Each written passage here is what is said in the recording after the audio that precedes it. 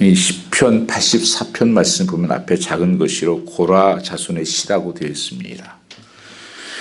이 고라 자손은 레위의 증손자로 모세의 사촌지간이었습니다. 근데 이 고라 후손 가운데 아론과 그의 자녀들은 제사장의 역할을 하였고, 이 고라 자녀들은 단순히 성막에 봉사하는 것에 불과했었습니다. 이게 늘 불만이 생겼습니다. 그래서 원망이 되고, 그래서 모세와 아론을 대적하고, 그들이 250명과 동조한 사람들을 해서 모함을 합니다. 그때 하나님이 심판을 내려서 땅속에 매몰되어 순간에 죽었습니다. 이게 고라 자손들의 모습이었습니다. 그래서 성전에서 예배하지 못하도록 쫓겨나고,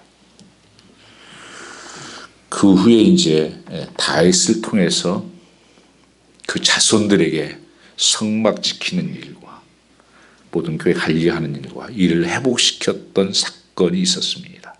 이 배경을 가지고 이 말씀은 기록되고 있다고 하는 것입니다.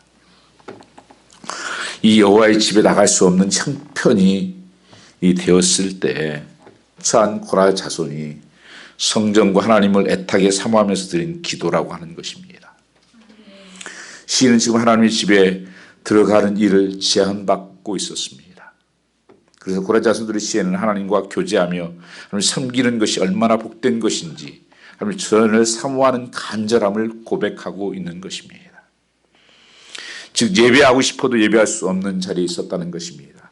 그래서 과거에 누렸던 성결에서 예배의 의식과 또 하나님과 교제에 대해서 갈망하고 있었습니다. 우리가 살아가면서 내가 가지고 있는 것에 대해서 귀중하게 여기지 못할 때가 너무 많습니다. 우리 건강도 우리가 건강할 때 지키자는 말이 있지 않습니까? 건강을 잃어버리면 그때야 건강의 귀중함을, 생명의 귀중함을 알 때가 많이 있는 것입니다. 그뿐 아니라 우리 가족에서도 마찬가지입니다. 오늘이 특별히 어머니 날인데, 어버이날인데 우리 교회에서 어떤 꽃 하나도 못 따라드려서 정말 죄송하고 미안한 마음을 품을 수밖에 없습니다. 매년 또 그 메모리얼 데이는 성도님들 어른들 모시고 1박 2일 여행도 같이 했었는데 그것도 올해는 좀 여의치 않게 생겨서 어떻게 좀 할지 잘 모르겠습니다. 그 어머니의 귀중함도 우리는 평소에는 잘 모릅니다. 얼마나 많이 우리가 그 부모에게 정말 사랑하지 못하고 순종하지 못할 때가 너무 많습니다. 평소엔 그냥 몰라요. 근데 떠나고 나면 그 빈자리가 얼마나 크고 그 사랑이 얼마나 큰지를 또한 깨닫게 되는 것입니다. 정말 기둥 같은 것이 무너졌구나. 그래서 평생 우리가 그 마음에 미안함과 아픔을 가지고 살아가는 사람들도 너무 많다고 하는 것입니다. 그래서 뭐 있을 때 잘해 그런 말 하잖아요. 부부도 마찬가지입니다.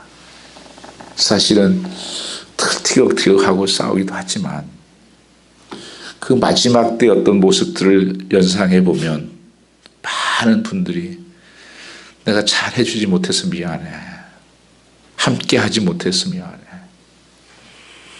그런 고백들을 많이 하면서 이렇게 전화 마지막 통화들, 전에 그 쌍둥이 빌리 무너질 때도 이렇게 마지막 통화들 보면 다 그런 고백들이에요. 미안한 고백들, 아픈 고백. 우리 자녀들에게도 마찬가지고 우리 성도들에게도 마찬가지입니다. 한 분 한 분이 참 귀중하고 소중하고 했던 여기한 분들을 갖다 그냥 평상시 우리가 그냥 당연히 있는 것처럼 여기고 살 때가 너무 많습니다. 예배도 그래요, 여러분요.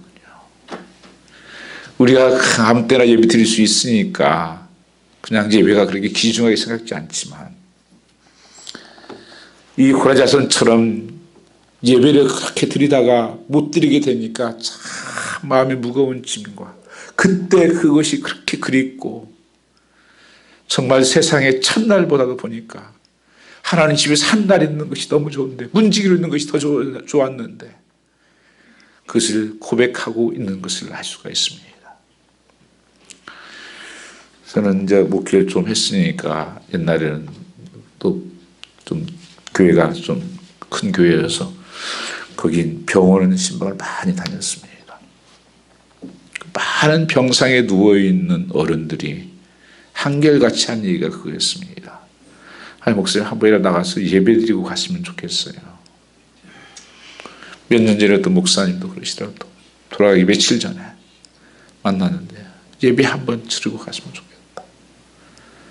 그게 떠나 있으면 그렇게 이 예배가 얼마나 힘이 되었고 얼마나 능력이 있고 성들과 함께 교제하고 하는 예배하는 것이 복이었는가를 알게 된다고 하는 것입니다. 귀중한 것을 우리가 여러분 놓치지 않아야 된다고 하는 것입니다. 우리가 성경에서 이 예배하는 것, 하나님에 대한 갈망,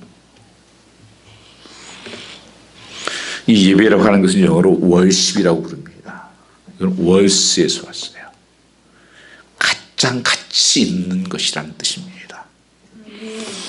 성경은 인생 최고의 가치는 하나님을 알고 그분을 예배하는 것이라고 전도서 12장 13절에 밝히고 있는 것입니다. 미국의 백화점의 왕 존 워너메이커라고 하는 분이 있습니다. 이분은 필라델피아에서 살고 있었습니다. 백화점을 처음 만들어서 했던 왕인데 23대 해리슨 대통령 때 이분에게 우정국장 장관을 맡아달라고 제의를 했습니다. 근데 이분이 첫 번째가 이거예요. 각각 저는 필라델피아에 있는 제 교회에서 가서 예배를 드리고 주일학교를 섬길 수 있는 기회를 주신다면, 그것을 허락하신다면 장관을 맡겠습니다. 참 미국의 역사에 보면 그런 믿음의 사람들이 참 많았어요. 이 카터 대통령도 그랬잖아요. 대통령이 있을 동안 한 번도 자기 교회에 가서 예배를 빠진 적이 없어서 대통령인데 그 주의 날을 기억해서 아이들을 가르치고, 이 워너메이커도 마찬가지입니다. 그는 그때 당시에 필라델피아까지 시간이 10시간 걸렸다는 거예요. 근데 5년 동안에 10만 마일 이상을 뛰면서 한 번도 거르지 않고 교회 와서 예배를 하고 아이들을 가르치고 하는 사역을 중요하게 여겼다. 그분 책으로 요새 번역된 책 나왔어요. 영적인 가치를 가졌던 그 이름과 신앙이 발자취는 오늘까지 많은 사람들에게 감동과 도전을 주고 있다고 하는 것입니다. 세상에 다른 것 사는 것은 그렇게 감동이 안 되더라고요. 뭐 돈을 얼마나 벌었다든지 뭐 얼마나 명예를 가졌다는 것, 그것 아무것도 아니더라고. 시간 가니까요. 그런데 믿음으로 이렇게 살았다고 하는 것, 성경에 우리 말씀들 이렇게 살았다고 하면 감동이 그렇게 되는 거예요. 그 은혜가 되고 남는 게 그거더라는 거예요. 하나님 앞에 정말 드렸던 예배, 함께 드렸던 섬김, 그 사랑, 그것만이 남더라는 것입니다. 이 성경의 기자들이 예배를 절대 가치라고 말하는 것은 왜 그렇습니까? 두말할 것도 없이 구원받은 백성들이 구원의 은혜를 기억하며 하나님을 영화롭게 하는 최상의 행위가 바로 예배라고 하는 것입니다. 그래서 당연히 구원받은 자라면 가장 내 삶의 우선순위, 그 프라이어티와 가장 존귀한 일은 예배하는 것이라는 것입니다. 하나님을 만나는 것이고 하나님을 높이는 것이라는 것을 말씀하고 있습니다. 그래서 그 분야의 예배를 드리는 개인과 가정에도 큰 복이 임하기에 예배는 절대 가치라고 말하는 것입니다. 예배를 통해서 변화가 일어나고 그 축복이 부어지게 되어 있습니다. 그게 복의 통로예요. 여기에요. 그래서 성경의 인물들도 보면 아브라함도 항상 어디를 가든지 먼저 제단을 쌓는 것이 그들의 삶의 우선순위였습니다. 미국 청교도들이요, 그 예배 때문에 마음껏 예배 드리기 위해서 그 살기 좋은 영국을 버리고 영국을 떠나서 미국에 온 것입니다. 우리가 한번 올해 중에는 꼭 가려고 그러는데요. 그 프리머스 항, 거기 가면 100여 명이 타고 왔던 배가 있어요. 얼마나 좁고 협소한데 그 병이 한 3개월 같이 여행 그 배를 타고 추운데 내려가지고 그해 겨울에 50명이 죽어요. 거기에 프렌테이션 그 가보면 예배하러 가려면 그냥 못 가. 인디안들이 무섭고 죽고 그래가지고 다 이게 총 들고 지키고 앞에서 지키고 이렇게 가더라고. 그래서 항상 그들은 먼저 교회를 짓고 예배하는 것. 그리고 그들 법 중에 처음에 하나가 무슨 법이 있었냐면요. 100명이 넘는 동네가 생기면 항상 거기에는 교회를 지어야 된다고 하는 법을 하나 만들 정도예요. 그래서 미국의 동네마다 교회가 없는 데가 없어요. 미국에요. 뭐 하라고? 예배 중심이. 항상 삶의 중심이 예배에 오게 한 거예요. 이스라엘 백성들도요. 그 강야길에서 40년간 강야길에서 가면서 항상 그 중심에 그 임재가 있는 그 중심에 사방으로 이렇게 하나님 중심으로 해서 성막을 치게 되어 있습니다. 그 안에다가 예배하는 것이. 그래서 항상 우리 삶의 중심이 예배다. 그 우선순위를. 예배할 수 없는 형편에 처지자 성전에 가까이 오고 있고 마음대로 하나님의 집인 성전에 나갈 수 있다는 것이 얼마나 복된 것을 그들이 다시 깨닫게 된 것입니다. 이거만치 복이 없다. 그래서 4절에 주의 집에 사는 자들은 복이 있다. 5절에 주께 힘을 얻고 마음의 시온에 데려가 있는 사람은 복이 있다. 12절은 주께 의지하는 자는 복이 있다고 쓰고 있는 것입니다. 여기 사용된 복이라는 말은 일관되게 에셀이라는 언어를 썼습니다. 이 말은 최고의 축복의 의미를 쓰고 있어요. 주의 집에 거하는 사람은 정말 행복한 사람이라는 것입니다. 지금 예배할 수 있는 사람이 행복한 사람이며 지금 마음껏 하나님 성전에 나갈 수 있는 사람이 가장 복된 사람이라는 것을 강조하기 위해서 에셀이라는 단어를 똑같이 썼습니다. 여러분 삶 속에서 가장 복되고 기쁜 일이 뭐냐? 예배하는 일. 성경의 다니엘 느헤미야에 보면은 그들이 포로 돌아와서 하나님 앞에 수문관 광장에서 부흥회를 열면서 참 말씀 막 대독하고 할 때 온 백성이 다 웁니다.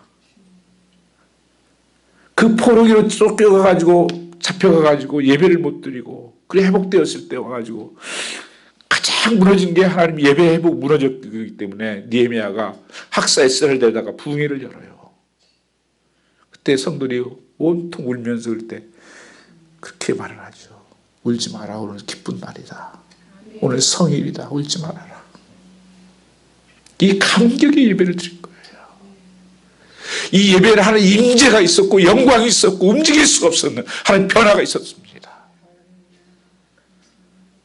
그래서 우리가 예배할 때 하나님 임재가 개인적으로 임해요. 여러분요. 그리고 같이 모일 때 영광이 임하는 거예요. 영광이.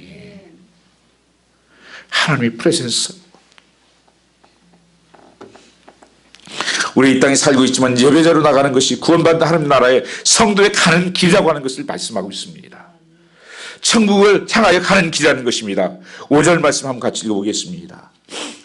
주께 힘을 얻고 그 마음의 시온에 데려가 있는 자는 복이 있나이다. 우리 사는 것이 주의 힘을 얻고 시온에 데려가는 게 뭐예요? 이 시온이라는 것은 하나님의 성전 있는 예루살렘 시온산을 말하는데 영적으로 하나님의 나라입니다. 우리가 사는 목적과 가는 순례자의 길은 하나님 나라를 향해서 가고 있다는 거예요. 그 도로가 넓은 사람이 복이 있다고 성경은 말씀하고 있는 것입니다. 그것을 하나님께서 모형으로 보여주신 것이 교회예요. 그래서 교회에서 그 천국을 누리는 것이고 그래서 하나님 예배하는 것이 앞으로 천상 예배로 바꿔지는 거예요.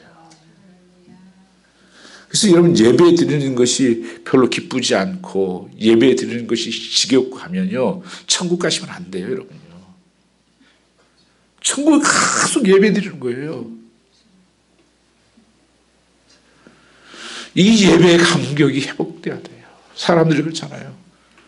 예배의 생명을 걸어라. 많은 교회들이 그렇게 얘기해요. 예배의 생명을 걸어야 된다. 하나님 만나는 예배, 하나님의 살아있는 예배를 드려야 된다. 그 장막 예배를. 근데 지금 참 안타깝잖아요. 예배가 죽어져 있는. 우리 가정에도 이게 무너져 있어요, 지금요. 이 하나님이 세운 가정과 교회, 이 세상에서 세운 것은 두 군데밖에 없잖아요. 근데 그 가정이 뭐예요? 예배 공동체거든요. 교회가 예배 공동체였어요. 초대교회는 가정에서 모이고 교회에서 모이고 그랬어요. 그래서 여러분 우리가 집도 그래요. 좀 큰 집 가지려면 왜 큰 집 가져요? 저는 그거 괜찮아요. 예배하기 위해서. 함께 사람들 모이기 위해서. 지금은 어떻게 해요? 큰 집 가지면 다 방마다 따로 들어가서 각자 무슨 일 하는지도 모르고 그렇게 살고 있는 거예요. 그러니까 이게 지금 가정이 하나가 될 수도 없고 혼란이에요.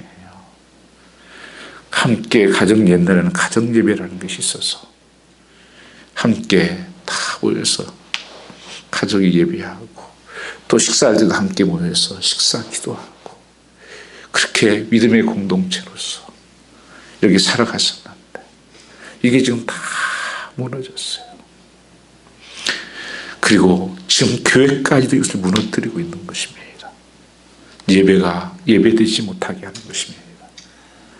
다른 것으로 다 채우고 그래서 예배는 이제는 지겹고 설교 말씀 듣는 것은 내 생각에는 지루하고 사단이 지금 이렇게 마음을 혼미케 하고 있는 거예요. 고린도전서에 있는 말씀처럼 미혹해서 혼미케 해서 어떻든 예배 자리를 떠나가게 하고 예배를 드려도 형식적으로 습관적으로 드리고 경건의 모양만 있게 드리게 아무 능력이 안 일어나요. 변화가 일어나지 않아요. 그런데 이제 그것까지도 이제 못하게 하고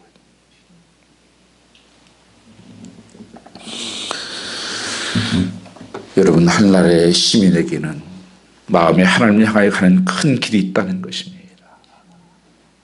이스라엘 백성들을 하나님이 출애굽했습니다. 그들이 하나님 살려주십시오. 왜 430년 동안 애굽에서 노예 종놀이 하면서 너무 살기 힘들고 어려우니까 하나님 우리를 구원해 주십시오. 그래서 하나님께서 모세를 통해서 출애굽을 시켜주셔서 그 가나안 땅을 향해서 그 도성을 향해서 가게 하는 가정에서 물이 없고 먹을 것이 없고 그런 가운데서 뭐예요? 만나를 내려주시죠. 만나가 뭐였습니까? 하나님 말씀이에요. 해가 뜨기 전에 항상 만나는 내렸어요. 해가 지면 만나는 없어져요. 그래서 여러분 해 뜰 때까지 산 사람은 항상 굶어 있어야 돼요. 굶어 죽어야 돼요. 여러분 지금 여러분 해석이 되셔야 돼요.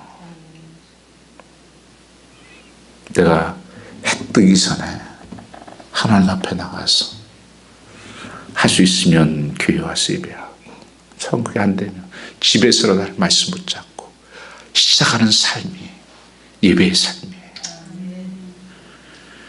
그리고 하나님께서 만나를 내릴 뿐 아니라 반석에서 부르래요. 참 저는 그 말씀을 들을 때마다 하나님이 참 은혜로우신 우리가 살아온 것이 정말 은혜다. 여러분 한번 지금까지 여기까지 온 것 한번 뒤돌아보십시오. 내 실력으로 내 힘으로 온 것 같습니까? 아니요. 아무리 계산해도 나오지가 않아요. 내 모습을 가만히 저 자신도 뒤돌아보면 참 어리버리하고 추하고 못된 짓을 많이 하고 하나님 말씀 전하고 사는 것이 하나님의 특별한 은혜다. 정말 은혜 아니면 어떻게 할까? 지금까지 살아온 것도 은혜였고 앞으로 살 것도 은혜고 들어가는 것도 하나님의 은혜로 들어가는 거예요. 구원받는 것. 내 힘이 아니에요.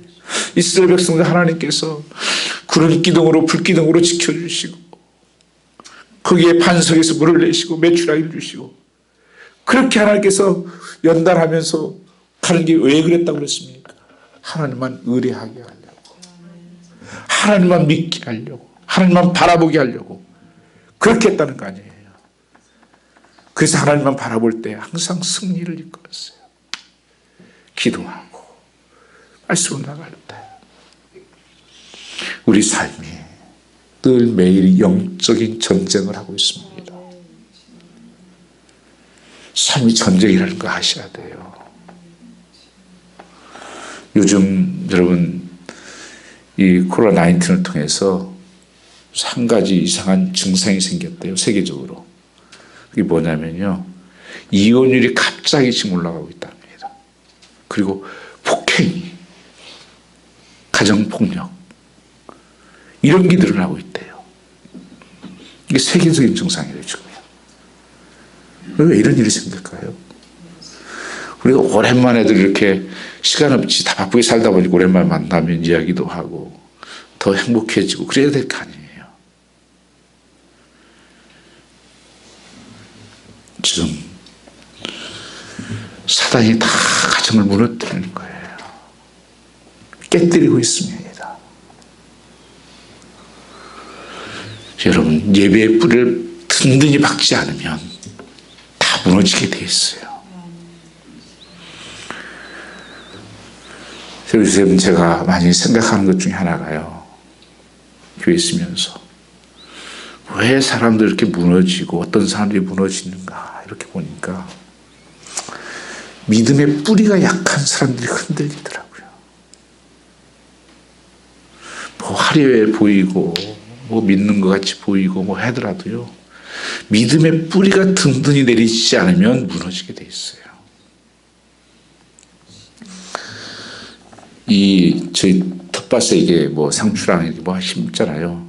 여름 되면 여러분 햇빛이 딱 쬐게 되면요, 그냥 다 들어 누워요, 여러분이요.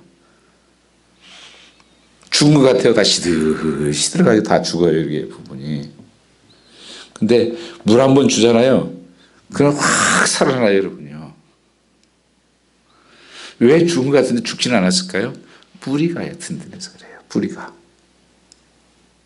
근데 뿌리가 든든히 하는 것들은요, 어떤 뿌리가 이게, 우리 식물도 지금 심어도 새들이 막 파내거든요. 근데 뿌리를 파낸 것들은 다 죽어요. 여러분, 뿌리가 중요해요. 신앙의 뿌리. 시냇가에 심은 나무처럼 시절을 쫓아 잎사가 마르지 않는 것을 형성한 것은요, 그 믿음의 뿌리를 깊이 내렸기 때문이에요. 그래서 멀리서 끌어오는 거예요.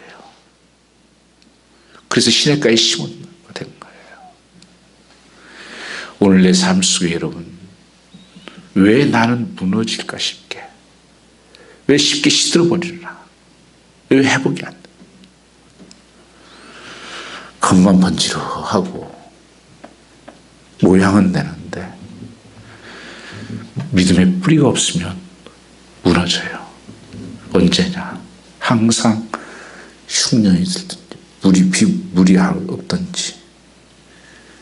어제부터 우리 집사님은 추우니까 또 시들어가지고 들어놓고 상황과 형편에 따라서 그렇게 반응이 심한 거예요.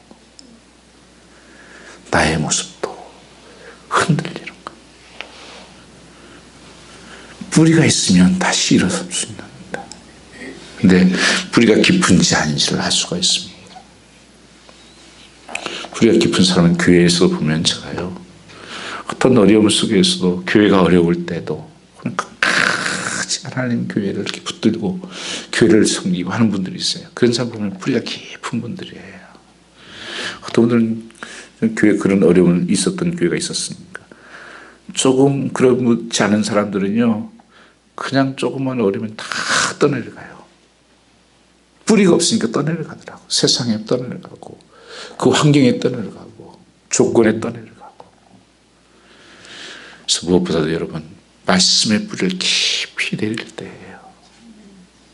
기도의 뿌리를 깊이 내리고, 이 고난의 때는 깊이 들어가야 된답니다. 이 아픔 때가 깊이 내려가야 돼요. 어제 저녁에 우리 요새 그 교회 나오지 않는 집사님이신데 수염이 이렇게 나가지고 목사님 기도하러 왔습니다. 그리고 가서 들어가서 남자 집사님이 오랫동안 기도를 하고 가시더라고요. 부분이 전혀 저분이 그럴까 생각했는데 목사님 기도해야 되겠어요. 그런 분들이 있어요. 낮에도 여러분들 교회 제가 있으면 저는 요새는 한 20시간은 교회에 있어요. 여러분들이 있습니다. 기도하러 오신 분들, 또 교회 청소하러 오신 분들, 또 교회 돌보러 오시는 분, 여러 가지 모양으로 이래저래 또 음식 갖다 주고 오시는 분들도 있어요. 저는 한 분 그냥 보는 건 아니에요. 열심히 봅니다. 하나님, 우리 마음에 시온의 대로가 있는 사람, 시온의 순리의 길에 오르는 사람은 복이 있습니다 하고 했습니다. 이 말씀을 가만히 제가 이렇게 보면서 저는 언제 가장 행복한 줄 아세요? 요새요?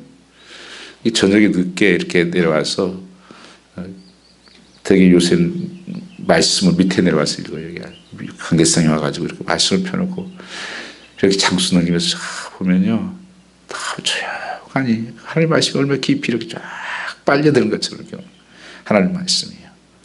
전 그래서 그때 생각했어요. 성도들이 정말 어렵다고 할지라도 나오면 평일날이라든지 저녁이든지 교회 오셔서 하나님의 말씀을 쫙 한 시간씩만이라도 읽으면 살아난다. 다 일어설 수 있다. 그 말씀에 능력이 있는 거예요, 여러분요. 말씀에 생명력이 있기 때문에요. 시들은 영혼들이 말씀이 들어가면 소생을 얻습니다. 힘을 얻기 시작을 해요, 여러분요. 기도하면 능력이 임하기 시작을 하는 거예요. 그래서 성도의 삶에서 영적인 싸움에서, 영적인 전쟁에서 무기는 두 가지밖에 없어요. 우리가 방어하는 것은 믿음의 방패도 있고 군의 투구도 있고 다 있죠. 그러나 무기는 두 가지예요. 뭐예요? 말씀의 검입니다. 검. 말씀을 검이라고 그래요, 성경에. 말씀이 무기예요. 성도는 여러분, 사람이 무기가 아니에요. 내 무기가 누굴 도와주세요가 아니고 하나님 말씀이 나의 삶을 이기는 무기입니다.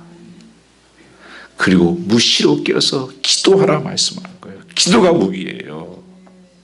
그래서 내 삶 속에 무너지는 사람 뭐 조사할 필요 없어요. 내 말씀이 무너지면, 말씀이 없으면 무너지게 되어 있어요. 기도 없이 무너집니다. 장사가 없어요, 여러분.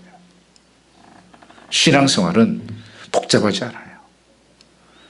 그 사람은 왜 믿음이 그렇게 안 자라? 말씀 없는 거예요.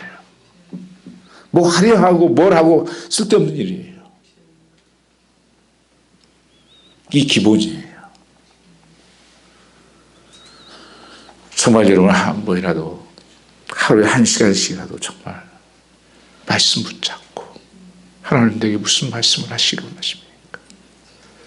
그리고 1시간씩을 깨어서 하나님 앞에 정말 기도하는 시간이 된다 그러면 여러분 이 시간이 너무 복된 시간이요, 영광스러워요. 세상에는 고통스럽고 우리 삶에 고통스럽다 할지라도 하나님께 하늘 문이 열리는 복이 임할 것입니다. 시온의 대로가 열리는 것입니다. 우리 성도는 하늘을 가는 길이 열린 사람. 그런데 여러분, 이 세상 가는 길은 넓게 열렸는데 하늘 가는 길은 너무 좁아져 있어서 대로가 아니에요. 여기 보니까 대로가 열렸다는 고속도로 아니에요. 세상에 가는 길은 너무 많이 열렸어요. 이거 먹고 여기 가고 이거 하고 이거 보고 저거 하는 건 많이 열려가지고는, 그러다 보니까 하나님 나라의 시온의 대로는 너무 좁아져가지고 가지 않아 가지고 거미줄이 쳐져 있고 가지 않고 풀이 집어 돌아가가지고 길이 막혀버리고 언제 갔었지? 이런 삶 속에 딱 막혀져 버린 거예요. 여러분, 하나님 말씀과 기도와 예배가 없으면요, 많은 분들이 그래요. 나 괜찮은데 특별한 일 안 일어나는데 언제 뭐부터 시작한 줄 아세요? 마음이 박해짐부터 시작을 합니다. 그럼 나도 잘 몰라요, 처음에는. 여러분, 주일 나갈 때 한 번 예배에 빠지면 되게 될 때면 부담스럽고, 야, 이러면 안 되지 막 그러죠. 2번, 3번, 5번 예배 빠져보세요. 나중에 자유함도 느낀다니까요. 왜 그런지 아십니까? 거기에 길이 나는 거예요. 그 길이 깜빡해지기 시작해요. 그래, 하나님 말씀이 안 들어와요. 여러분, 하나님 말씀을 듣지 못하면 저주가 임합니다. 하나님의 심판이 이 무서운 사건을 우리는 보지 못해요. 성령이 역사할 수가 없어요. 우리는 가장 큰 힘은 성령의 능력이고 성령의 힘인데 그 이길 수가 없어요, 이 세상을. 그래서 이 세상은 이제는 쫓아갈 수밖에 없는, 풍류로 갈 수밖에 없는 거예요. 거의 종로로 하고 쫓아다니는 거예요. 흘러가는 대로. 하나님 나라의 시민에게는 마음에 하나님을 향하여 가는 큰 길이 있다는 것입니다. 그래서 말이 다르고 행동과 태도가 다르고 가치관이 다른 것입니다. 이 세상에 살고 있지만 나는 이 세상에 속한 자로 살지 않아요. 나는 하나님의 백성이다. 하나님의 자녀라고 아이덴티티가 있는 거예요. 사도 바울도 그렇잖아요. 자기는 로마 시민권이 있었지만 나는 하늘의 시민권을 가지고 있는 자다. 그래서 하늘의 시민권을 가지고 있기 때문에 거기 빨리 가고 싶어했어요. 하늘나라. 우리가 부모 밑에 있을 때는 부모가, 어머니가 우리 집입니다. 어머니 집이 나의 집이에요. 아내나 남편이 있을 때는 아내의 집, 남편의 집이 내 집이에요. 그러나 하나님이 함께 계실 때는 하나님의 집이 내 집입니다. 돌아갈 곳이 그거예요. 그 길을 우리는 가고 있는 것입니다.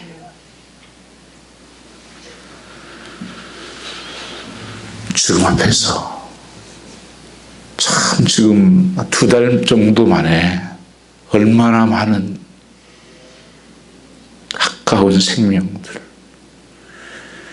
그 연결된 가정들, 정말 마음에 피눈물 날 거 아니에요. 고통 가운데. 그 영혼이 정말 그런데 돌아갈 곳이 없다면, 돌아갈 곳이 지옥이라면 어떻게 하시겠어요? 내 자녀, 내 어머니, 내 형제들이. 우리 평상시 잘 몰라요. 그냥 다 있으니까 그냥 우리 똑같이 먹고 똑같이 사네. 제가 어렸을 때 한 경험이, 제가 있었던 그 교회 옆에 바로는 보육원이 있었습니다. 고아원이. 그래서 그 아이들하고 교회 그 애들이 다니고 있었으니까 같이 어렸을 때 놀았어요. 놀다 보면요, 해가 늦다 보면, 시간 가는 줄 모르고 놀다 보면 이제 그 누가 형제든지 뭐 부모님들이 데리러 와요. 야, 밥 먹어. 누구야, 밥 먹어라. 집에 오래, 빨리 오래. 뭐 이렇게 와요. 그래서 한 사람씩 빠져나가요. 이렇게 놀다가. 근데 제가 나중에 그걸 뭘 봤냐면요, 그 보육원 아이들이 7, 8명 됐는데 그 애들은 불러온 사람이 없으니까 멍하니 서 있어서 나중에 탁탁 올라가는 걸 봤어요, 제가. 놀 때는 그냥 재밌게 놀았는데 갈 집이 없어, 그 애는요. 그 집이 아니었어요. 사는 거였지. 오늘 또 여러분, 아버지의 집. 주님께서 지금 우리 집을 짓고 있다고 그러잖아요. 요한복음 14장 말씀에 보시면. 그 영원한 집. 그때는 안 돼. 부르시 한다면 어떻게 하시겠어요? 그것만치 불행하고. 여러분, 죽는 기분치가 아니에요. 영원히 사는 삶이 있다고 하는 것을 말씀하고 있기 때문입니다. 영원한 지옥과 영원한 천국이 있다는 거예요. 그저 여기서 희랑락 나가고 그냥 내가 하고 싶어서 내가 하고 사는 것이 복이 아니에요. 늘 우리는 시온의 대로가 있다고, 거기에 순례의 길에 오른 사람들이라는 것을 말씀하고 있는 것입니다. 이게 순례의 하나님의 성전에 대한 갈망으로 나타나요.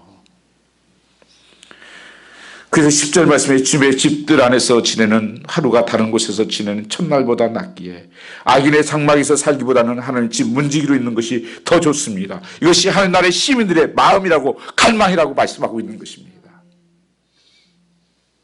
그래서 자손들이 그것을 알렸기 때문에 하나님 예배 전에서도 그걸 살다가 쫓겨나서 예배 지지 못하니까 나중에 이제 문지기가 된 거예요. 그 문지기만 해도 세상에 첫날 사는 것보다 나는 더 기쁘고 좋더라. 이 목마름과 이 갈증에 대한 하나님의 나라. 그때 당시 하나님 집은 보잘것없는 장막이었습니다. 궁궐도 있고 큰 집도 좋은 집도 있지만 이 집에서 문지기라도 있는 것이 나는 좋사오니. 왜 그럴까요? 하나님이 계신 곳이 있기 때문에 그렇습니다. 여러분 집에는 하나님이 계십니까? 내 주위에서 모신 곳이 그 어디나 천국이라는 거예요. 우리가 방 2개 만들고 화장실 2개 만들고 큰 집 만드는 것은 관심이 참 많지만 정말 내 집이 하나님의 집인가? 하나님이 계시는 집인가? 하나님 중심으로 사는 집인가 하는 것은 생각을 등한시할 때가 많습니다.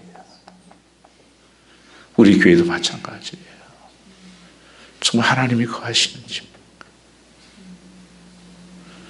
하나님의 임재가 있고 영광이 있는 집인가? 여러분 삶 속에서요, 임재는요 개인적으로 나타납니다. 영광은 절대 개인적으로 나타나는 게 아니에요. 공동체에 나타나게 돼 있어요. 영광은요. 그래서 예배드릴 때 하나님 영광이 나타나게 해달라고 자꾸 그렇게 하잖아요. 예배드릴 때 솔로몬이 할 때 하나님 영광이 나타나서 사람들이 움직일 수가 없고 그 임재의 영광이 사로잡혔던 거예요. 그래서 개인적으로 혼자 예배가 안 되는 이유가 바로 그거예요.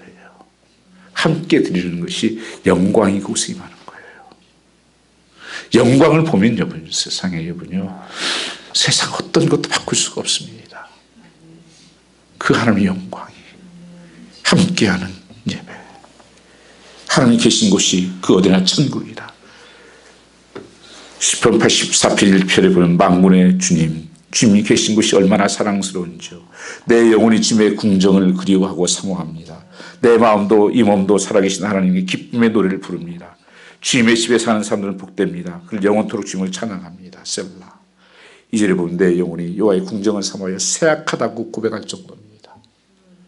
거기를 사모함으로 쇠약해졌다. 이 사모한다는 말은 카사프라는 단어예요. 열망한다, 갈망한다는 뜻인데 얼굴이 창백해질 정도로 그리워하며 함께하고 싶어 열망한다는 의미를 가지고 있습니다. 심지어 몸이 아플 지경이라는 것입니다. 이게 사모한다는 거예요. 거기에 쇠약하다는 말은 카라는 단어를 썼어요. 배터리가 방전되는 것 같은 내 모든 것이 다 힘이 다 빠지고 그걸 사모하고 그것을 바라보기 때문에 모든 힘이 다 빠져버려요. 기질했다는 뜻입니다. 이 두 단어는 하나님을 사랑하고 그분의 궁정을 사모하는 자들의 마음이 얼마나 간절한 것을 보여주고 있습니다. 예배를 사모하고 하는 전을 사모하고 하나님의 살아계신 하나님께 부르짖나이다.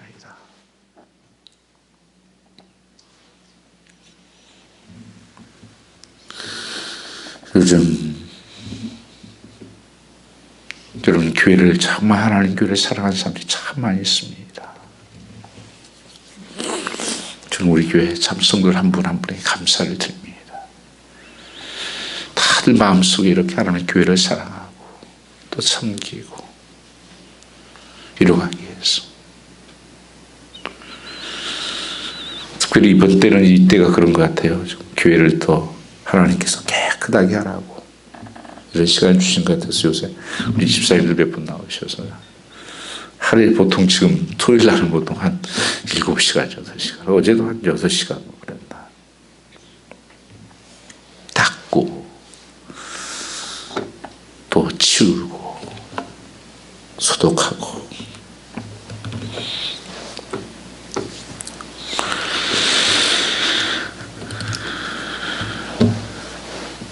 우리가 사모하는 성전, 순례자가 사모하는 성전이 어디입니까? 하나님이 계신 그곳.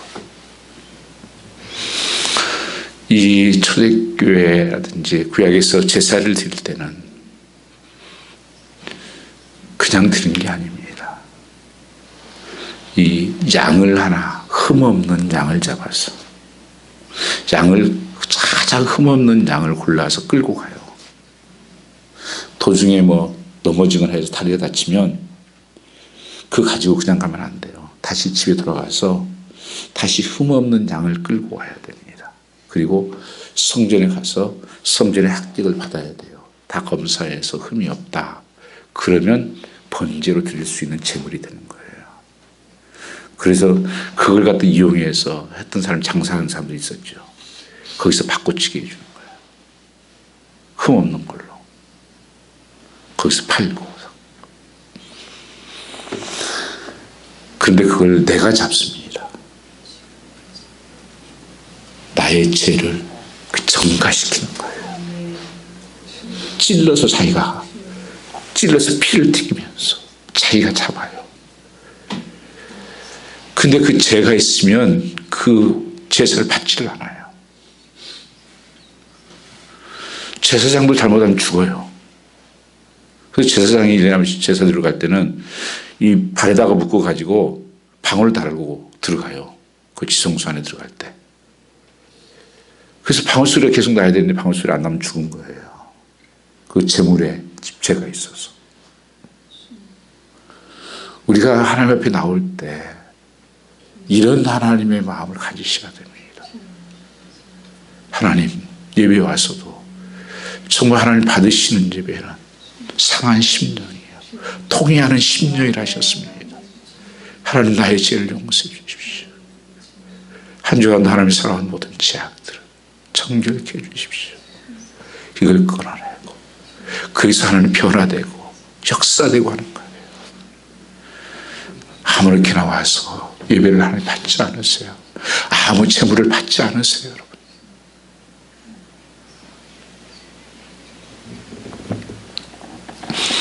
요한일서 5장 11절 말씀에 보면 또 증거는 이것이니 하나님 우리에게 영생을 주신 것과 이 생명이 그 아들 아래 있는 그것이니라.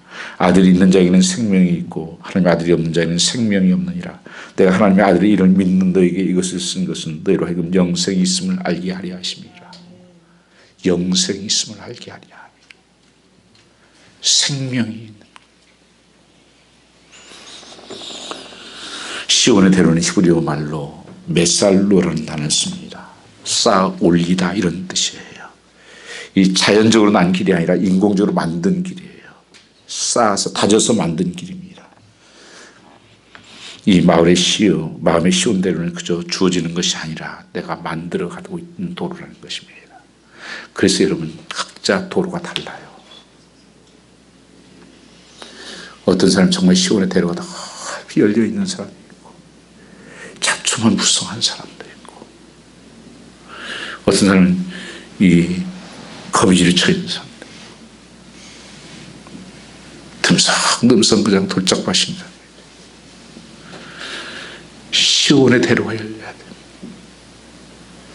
하나님께 나가는 자는 그래서 사람마다 이 마음에 다른 길을 가지고 있어요. 예배의 길, 말씀의 길, 찬양의 길. 누가복음 20장 39절 말씀에 예수께서 감람산으로 습관을 따라 기도하셨다 그렇게 말씀하십니다. 예수님도 습관을 따라서 기도의 길이 있었어요. 여러분은 기도의 길이, 예배의 길이 대로입니까? 아주 좁아서 바삭하게 어떻게 걸어가야 됩니까? 교회에 나오면서 사슴이 시물을 사모함같이 마태복음 13장 34절 말씀을 보면 부활을 발견한 농부같이 기쁨이 있어야 한다고 말씀하고 있습니다. 마음에 계신 예수님 때문입니다. 예수님 스스로 길을 하셨습니다.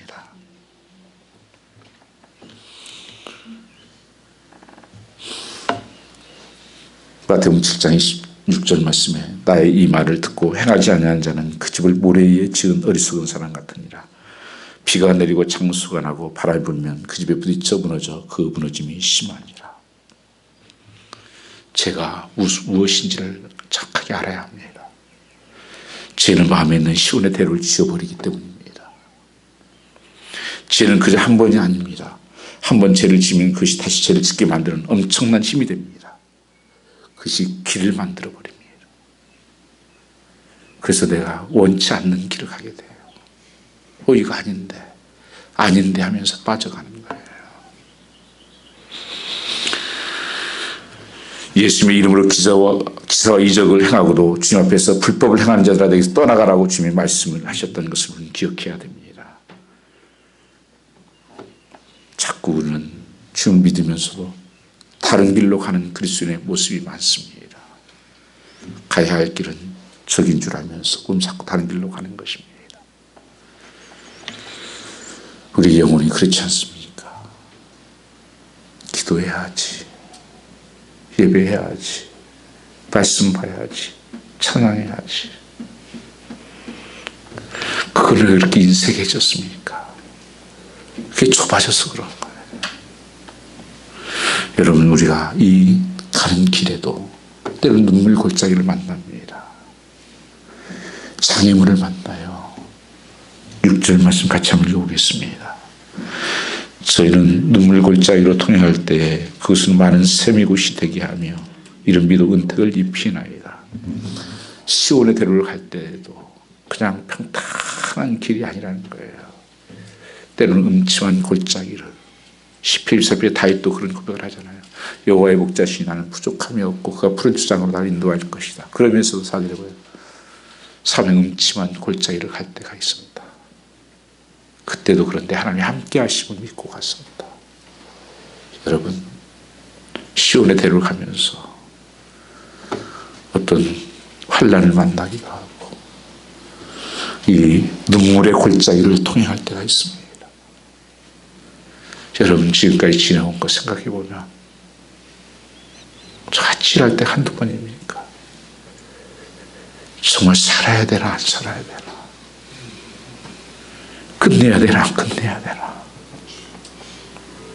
절망스럽고 부끄럽고 수치스럽고, 얼마나 우리 속에 뒤돌아보면 그런 위기를 만났습니까? 다시 살고 싶지 않은 일들이 한두 가지가 아니잖아요. 그런 과정 속에서 눈물 골짜기를 통행할 때에도 주님께서 뭐라고 말씀하십니까?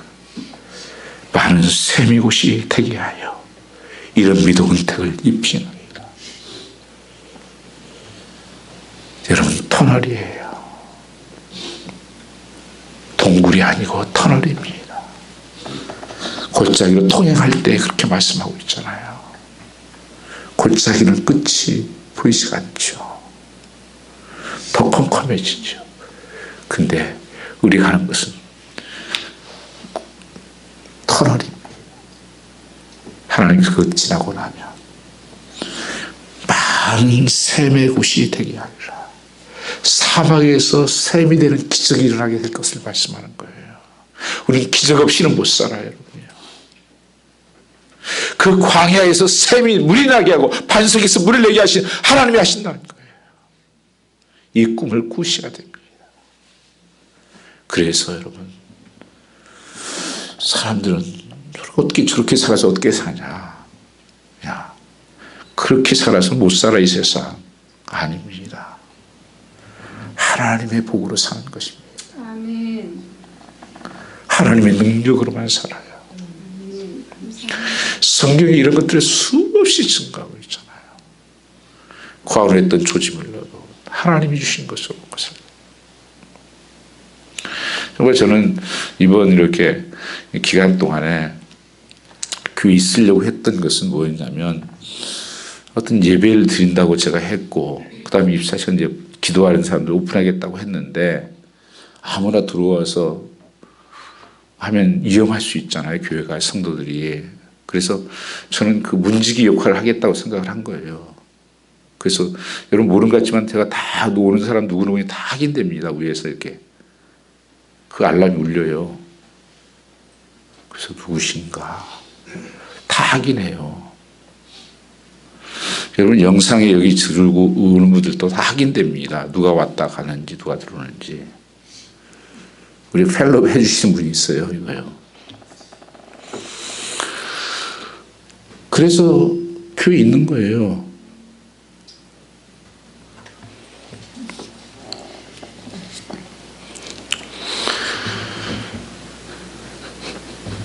하나님께서 그때 저는 주는 것을 먹겠다고 생각을 했어요. 그래서 금식할 생각도 그때 고난주간도 많고 그러니까 금식하면 금식하면 되겠지 뭐 그렇게 먹는 거에 대해서는 그냥 견딜만 하다 생각했기 때문에 제가 그렇게 생각을 했는데 아니 이게 왜 무슨 대기에서도 그 점심이 안 나온 줄 알았더니만 점심이 그때도 나오더라고요. 그 점심을 주고 또 성도들이 뭐 전혀 생각지 않는 분들이 아이고 너무 맛있는 것도 많이 갖다 여기서 저기서 그냥 다 못 먹겠다 혼자요. 그게 무슨 일이에요? 내가 누구한테 달라고 했겠습니까? 누구를 뭐 보내달라고 그랬습니까? 그냥 만들어 먹기로 했습니다. 전 작은 체험이지만 하나님께서 까마귀를 통해서도 먹이신다. 하나님께서 엘리야를. 그래서 하나님이 너희는 먼저 그 나라와 그를 구하라. 그리하면 이 모든 것을 하나님 더하여 주신다. 하나님 집에서 하나님을 바라보고 사는 사람들. 또 예수 믿으면 또 어떻게 살라고 그러냐. 떡이 나오냐 밥이 나오냐 예수 믿다고. 밥 나오더라니까요. 떡도 나오고 여러분 다 나와요. 여러분요. 전도 나오고 여러분 국도 나오고 다 나옵니다. 정말 저는 작은 체험이었어요. 다시 정말 하나님 앞에 그렇게 주는 것만 먹고 살 좀 빼려고 사실 그랬었거든요. 그게 아니에요. 그래서 주는 건 다 먹습니다. 아무튼 여러분 정말 어렵고 힘든 우리 누구에게나 지금 과정을 겪고 있어요. 믿음의 눈으로 다시 한번 여러분들이 말씀 앞에 나갈 수 있기를 축복합니다. 그리고 무엇보다도 기도하면서 하나님의 세면 음성을 들을 수 있기를 축복합니다. 교회는 언제든지 열려 있습니다. 여러분 하나님께서는 기다리고 계십니다. 12절 읽고 마치겠습니다. 만군의 여호와여 주께 의지하는 자는 복이 있나이다. 아멘이십니까? 주께 의지하는 자는 복이 있습니다. 여러분 의지할 것 아무것도 이 세상에 없어요. 다른 것 이 세상에 의지하면 다 무너져요. 하나님만 의지하는 우리 소망의 교회, 우리 성도들 되시기를 주님으로 축원합니다. 우리 찬양 하나 같이 합성하겠습니다.